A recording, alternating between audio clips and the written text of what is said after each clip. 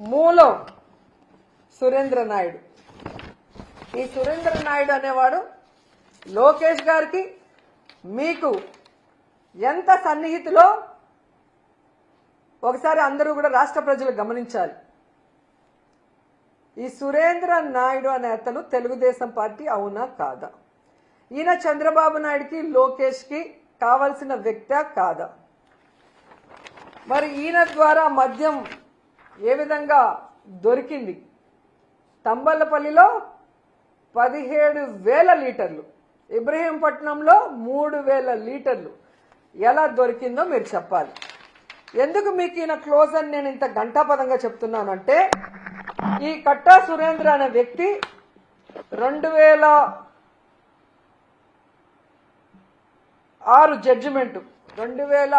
జడ్జిమెంట్లో ఇతను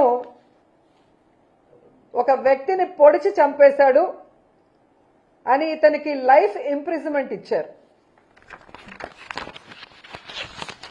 ఇదో చూడండి. The trial court after considering the oral and documentary evidence convicted A1 for the offence punishable under section 302 of IPC and sentenced him to undergo imprisonment of life. So trial court ఇచ్చిన దాన్ని మళ్ళీ ఈయన హైకోర్టుకి వెళ్ళాడు. హైకోర్టుకి వెళ్తే నువ్వు చేసింది కరెక్టే కదా, చంపింది నిజమే కదా, సో నీకు ట్రయల్ కోర్టు లైఫ్ ఇంప్రిజన్మెంట్ వేసింది కరెక్టే కదా, అదే మేము కూడా వేస్తున్నామని ఈయనకి లైఫ్ ఇంప్రిజన్మెంట్ ఇచ్చారు. జీవిత ఖైదు వేసిన వ్యక్తి బయట ఫ్యాక్టరీలు నడుపుతూ ఎలా ఈ కల్తీ మద్యాన్ని అమ్ముతున్నాడు? ఈ విషయం ప్రజలు గమనించాలి. ఎందుకంటే చంద్రబాబు నాయుడు 2014లో అధికారంలోకి వచ్చాక తాను అధికారంలో ఉన్న ఈ 2014 నుంచి 19 మధ్యలో ఆయనకి క్షమాభిక్ష పెట్టించి లోపల నుంచి బయటికి వచ్చేలాగా చేశాడు. మరి ఎంత ప్రేమ ఉంటే, వీళ్ళ మధ్యలో ఎంత బాండింగ్ ఉంటే ఆయన్ని బయటకు తీసుకొస్తాడు? ఒక జీవిత ఖైదీని, ఒక మనిషి ప్రాణాన్ని నిలువునా తీసిన వ్యక్తిని బయటకు తీసుకొచ్చాడు అంటే చంద్రబాబు నాయుడు లోకేష్కి ఈయన ఎంత క్లోజో మనం అర్థం చేసుకోవాలి. అంటే క్రిమినల్స్కి చంద్రబాబు నాయుడు ఆశ్రయం ఇచ్చి బయటకు తెచ్చి వాళ్ళు చేసే యదవ పనులకి వీళ్ళని ఇన్ఛార్జీలుగా పెట్టి ఈ కలెక్షన్లని ఇప్పుడు కరకట్టుకు పంపిస్తున్నాడా, హైదరాబాద్లో చంద్రభవనానికి పంపిస్తున్నాడా? సిబిఐ నిర్ణయించాలని నేను కోరుకుంటున్నాను.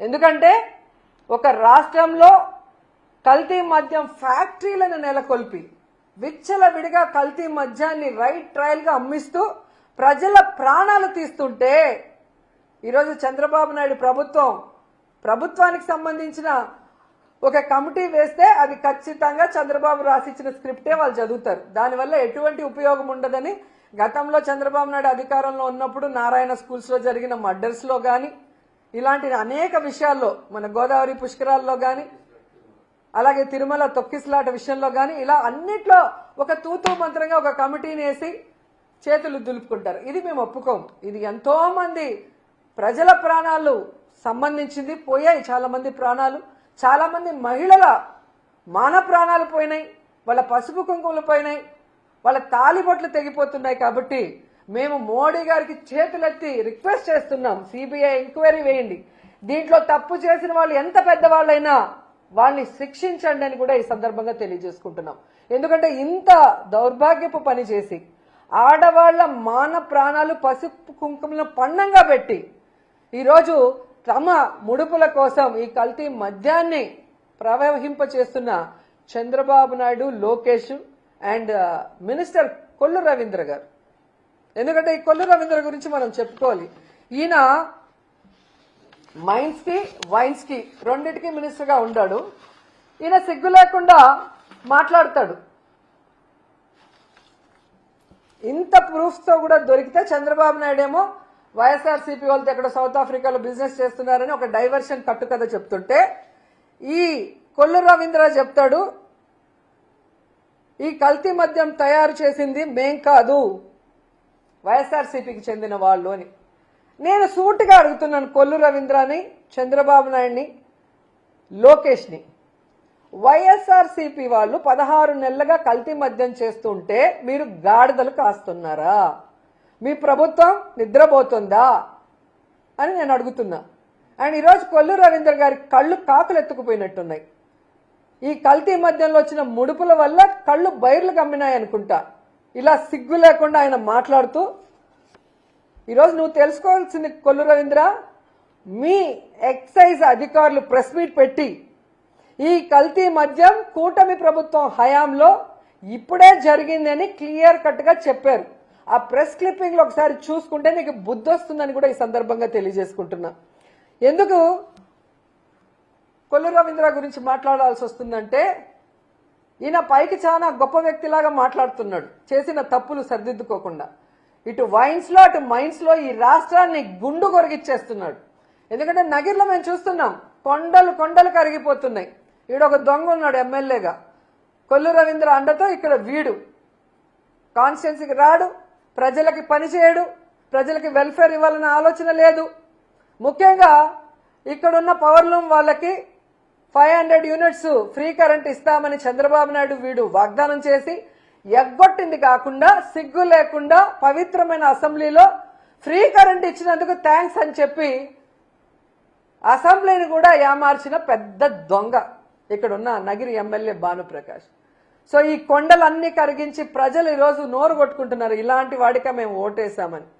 ఇలా ప్రతి నియోజకవర్గంలో మట్టి దోచుకోవడం, కొండల్ని గొరిగేయటం, కల్తీ మద్యాన్ని బెల్ట్ షాపుల ద్వారా విచ్చలవిడిగా అమ్మించి ప్రజల ఆరోగ్యంతో, మహిళల మాన ప్రాణాలతో, పసుపు కుంకుమలతో చెలగాట మారుతున్నందువల్ల ఇతని మీద ఖచ్చితంగా కేసు పెట్టాలి, ఇతన్ని మంత్రిగా సస్పెండ్ చేయాలని కూడా డిమాండ్ చేస్తూ, ఇతనితో పాటు ప్రిన్సిపల్ సెక్రటరీ ముఖేష్ కుమార్ మీనా పైన కూడా ఎంక్వైరీ చేయాలి అనేసి కోరుకుంటున్నాం. ఎందుకంటే ఈయన ఈ మీనా హయాంలోనే ఎన్నికల ఈవీఎంలను ఎలా కల్తీ చేశాడు, ఆ రోజు ఎన్నికల ఈవీఎంలను కల్తీ చేయడమే కాకుండా ఈరోజు మీరు చూస్తే ఈ కల్తీ మద్యం ద్వారా ఎంతమంది మహిళల జీవితాలు నాశనం చేశాడో దానికి ముఖేష్ కుమార్ మీనా కూడా కారణం. కాబట్టి వీళ్ళందరి మీద సిబిఐ విచారణ వేసి వీళ్ళందరినీ కూడా పనిష్ చేయాలి. ఈ రాష్ట్రంలో కల్తీ మద్యాన్ని, గంజాయిని, డ్రగ్స్ ని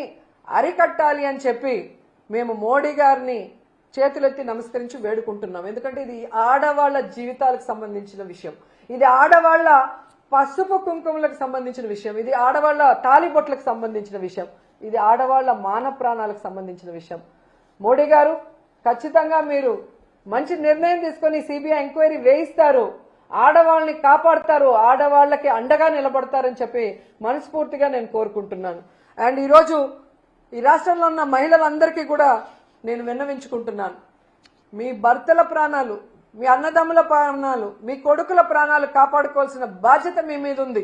మీకోసం వైఎస్ఆర్ కాంగ్రెస్ పార్టీ మొత్తం మీకు అండగా నిలబడుతుంది.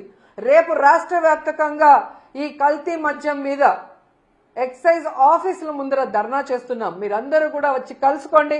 ఈ ప్రభుత్వం మెడలు వంచి ఈ కల్తీ మద్యాన్ని ఆపుదాం, ఈ బెల్ట్ షాపుల్ని రిమూవ్ చేసేంత వరకు పోరాడుదాం, సిబిఐ ఎంక్వైరీ ఎన్డీఏ ప్రభుత్వం వేసే వరకు పోరాడుదాం, మన కుటుంబాన్ని మనం కాపాడుకుందామని చెప్పి ప్రతి ఒక్కరిని కోరుకుంటున్నాను.